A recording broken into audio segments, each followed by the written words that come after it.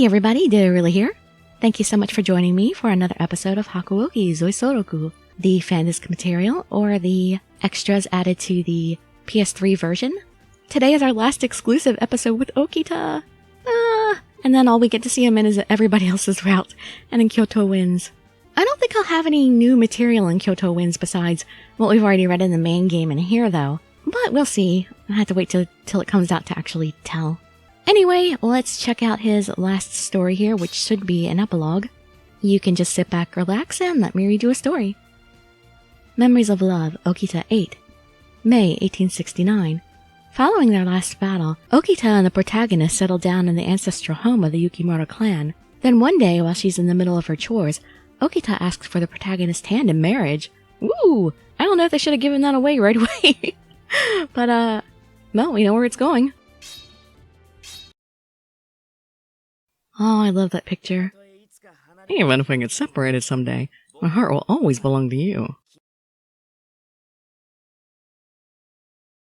Our fingers entwined together as we lay surrounded by flowers. We grinned like children when our cheeks touched and whispered words of love to one another.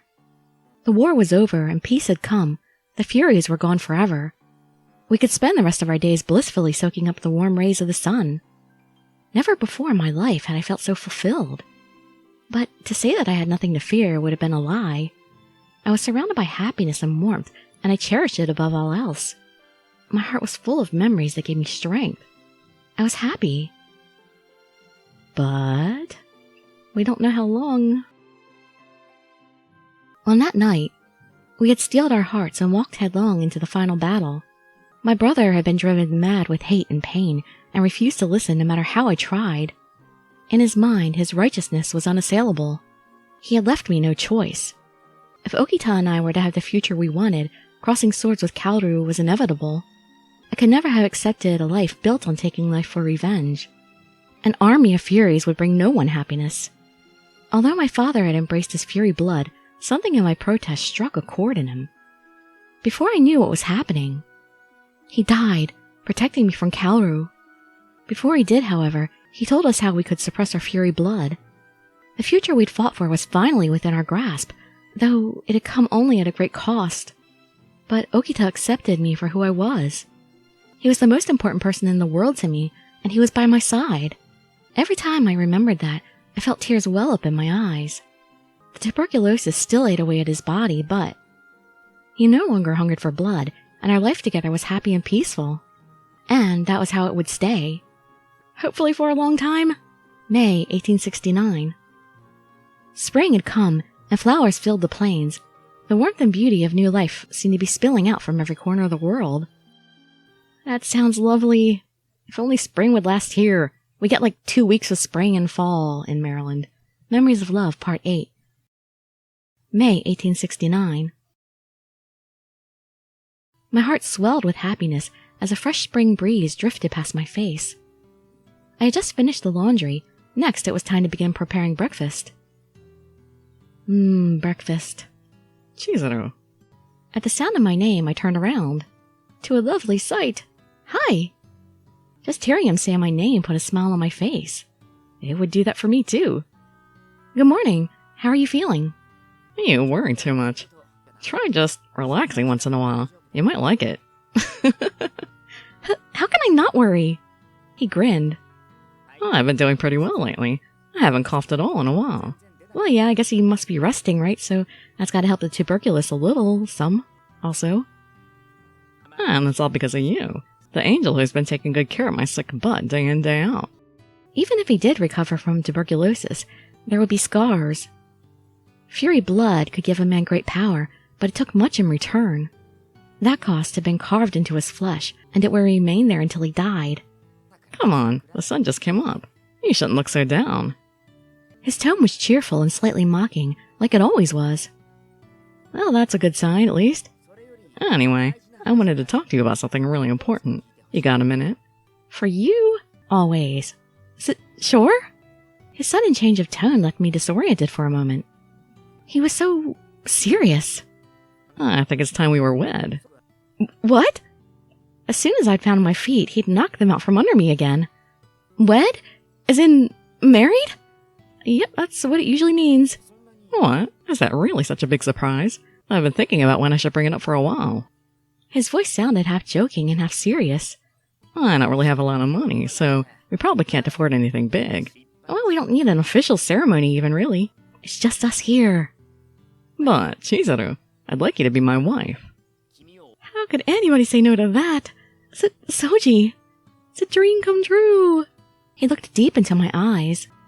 Normally, I'd ask your dad for permission or something. Yeah, that ship has sailed. But that's not, really an option here. So what happens now is up to you. So, you want to marry me?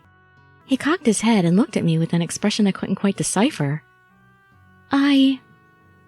Yes, of course! Now that I understood what he meant, my heart exploded with happiness. Yes, I do! I really do! I know I'm not perfect, but I promise I'll get better. I'll be a great wife. I tried very hard not to jump up and down with excitement. Souji grinned down at me. Thanks, Chizuru. I appreciate all the stuff you do for me, but that isn't what's important. What is important is that you're happy. I could see in his eyes that it was the truth. When I reach out, I always want you to be there. So I feel like it's time for us to take the next step. Make it official. I agree. I was smiling so hard it almost hurt.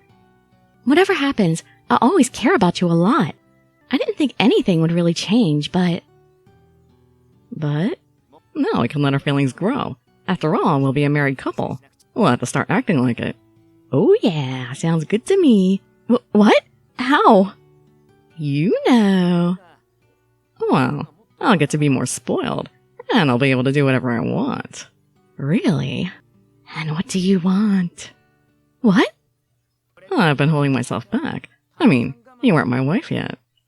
I wonder exactly what they've been doing this whole time then. He grinned wolfishly. Like, instead of making you pay attention to me, I'm always waiting until you finish your chores, because I didn't want to get in the way. I wasn't sure I wanted that particular behavior to change. Something about his tone made me unsure as to whether he was serious or just joking. From now on, though, I'm going to be your family. That means I'll be leaning on you more. But I want you to do the same with me. You don't have to hold back. Oh, Souji. Finally, I understood. He was trying to fill the hole in his heart that loss had torn. He wanted a family, a real family. I love you. I'm so happy. Damn, you're adorable. So are you when you blush like that. I can hardly look at you when you're like that. He blushed and turned away. I love it when it's the angry blush, too. There's nothing like it. I smiled. That wasn't something I saw every day. This is it, then. A new adventure. I'm glad it's with you. Thank you. You're welcome. I have a present for you then. Hold on. Huh? Is it a ring? Well, we're gonna be husband and wife now, right? I thought we should do something special. Oh, we're gonna do something. I wasn't sure what he intended to do. But that beautiful smile told me it would be something wonderful. I'm sure it is. I confess to a certain amount of jealousy when it comes to Souji's skill with his hands. I would just be happy about it, really. He plucked some flowers from the field around us and set to work. When he finished, he gently placed it on my head. Yeah, you look good. It fits you pretty well. I could smell the sweet scent of the flowers he'd used to weave the crown. I want a picture! He placed his hand tenderly to my lips. Oh, we do get the picture! It looks beautiful! I've been thinking a lot lately about our future.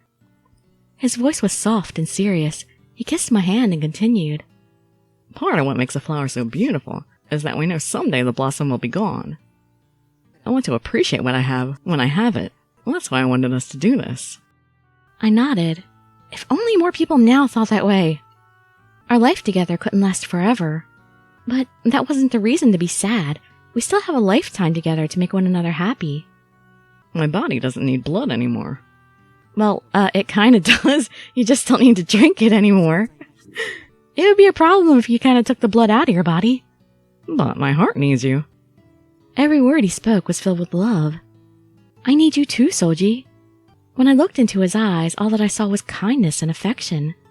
I could feel his lips brush against my hand as he spoke. I love you. I love you too. A warm spring breeze drifted across us, and my heart felt so light that I thought I might blow away with it.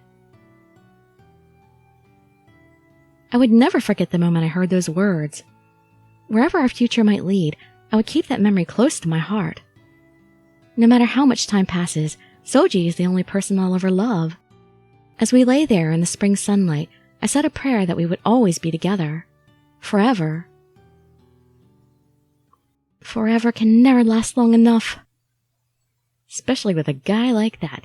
And of course, I'm gonna have to take out the music for this ending with Souji here. And then we're gonna find his letter and read it. I'm sure that's gonna be just as amusing as Hijikata's was. I'm sure we'll get a death threat in there somewhere, right? I would make a bet. If anyone was here to bet with me. It just wouldn't be a love letter from Souji without a death threat. Probably something like, if you tell anybody about this, I'll kill you. He can't ask for the letter burned because Hijikata already asked for that. So while we're still watching the credits roll, I'll go ahead and say I'm doing Kazuma next. Because that's, I'm going to just, go ahead and go in the order I went in when I read the original game. Although, I already did Hijikata first, so he's not going to be last this time. I don't know why I thought I felt like I needed to do Hijikata first doing this. I guess because it hadn't been long since I finished the first game, and I had ended with Hijikata, so I felt like continuing him or something. Guess that's it. That's the only excuse I got. But yeah, there we go. We received Okita's letter. Let's go find it.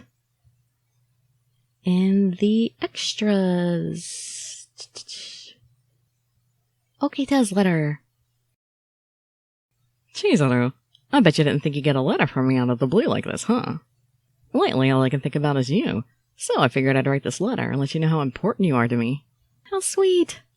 The first time we met, you'd just seen something you weren't supposed to, and I could tell you were pretty scared about it.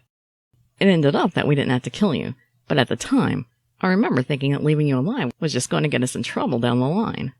Even after we got back to headquarters, I couldn't resist screwing with you a little, which probably didn't do anything to help you feel less scared. I don't think he cared at the time. I think he was just having fun.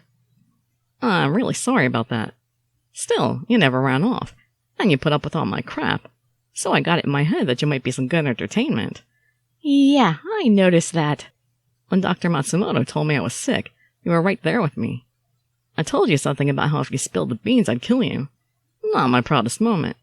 But in my defense, I kind of had a lot going on emotionally. True. But you took it like a champ and just promised you wouldn't tell anyone. Somehow, that made me feel a little better. Well, that's why I thanked you. I told everyone that it was just a cold, but I knew that the truth would get around eventually. I didn't think you'd actually be able to keep it a secret, though. So I checked in on you a couple times, but you really kept your mouth shut. I'm a woman of my word. See, Chizuru, you're the kind of person who actually understands how other people feel. You're actually quite timid, so I don't think most people understand exactly how incredibly stubborn you can be. In fact, this still surprises me sometimes. When I think back on everything, I think the first time I saw that strength was when I began to feel something for you. Even when I had to leave the compound, you were always right there with me. You took care of me, and I don't mean you just fed me and gave me my medicine. You were there whenever I needed you. I don't think I'll ever stop feeling incredibly grateful. Yeah, don't. Always feel grateful to me. I always take care of you. I never want to stop. But I don't want you losing any more sleep taking care of me. Tough luck, buddy. If it comes to that, I'd rather you just crawl in bed with me. Ooh, that sounds good to me. Just kidding. Oh, come on. Unless you want to. Yeah. Because that would be okay. Mm-hmm. Look, Chizuru, you've been there for me through everything. I can't thank you enough. Even back when I used to joke about how I was going to kill you if you stepped out of line. Which she took seriously for a very long time, even after he wasn't serious. We've lost a lot of friends, either because they died or just because they left. But you stayed with me through all of that. And honestly, that's really all I want. You're all I need. I know I've put you through a lot, but that's why I want us to have a nice quiet life together now. That's our reward. I love eating your food and going out to lie in the field when we're finished with our chores. Even if that's all we do over and over for the rest of our lives, that's all I need. As long as I have you in my arms, there's nothing else in the world that I want. Most people will probably just take all that for granted, but to me it's amazing. I love you, Chizuru, from the bottom of my heart. Being your husband makes me the luckiest guy in the world. I hope that someday you'll find this letter. Oh, you're not going to give it to me? You're just going to put it somewhere and make me find it? And when you do, the tears you shed are the happiest you've ever felt. You little... Oh, come on, why can't you just give me the letter? That's so mean. Well, I guess that's just like him, huh? That's his way. Alright, so that's it for Okita. I will miss you and all your new stuff and... well, maybe if they give us Sweet School Life someday or something like that. I think that's the only way we're gonna get any new Hakuouki material. Because, you know, history. I don't think there's really that much more they could give us. Alright, well anyway, again, next will be Chikage Kazama. That's what we're starting on tomorrow. So, hope to see you there or in some of my other videos, and I'd be so grateful for any likes, comments, subscriptions, or shares with your friends to show some support. Thank you so much for joining me, and I wish you all health, happiness, and safety. Dirili signing out. Bye bye everybody.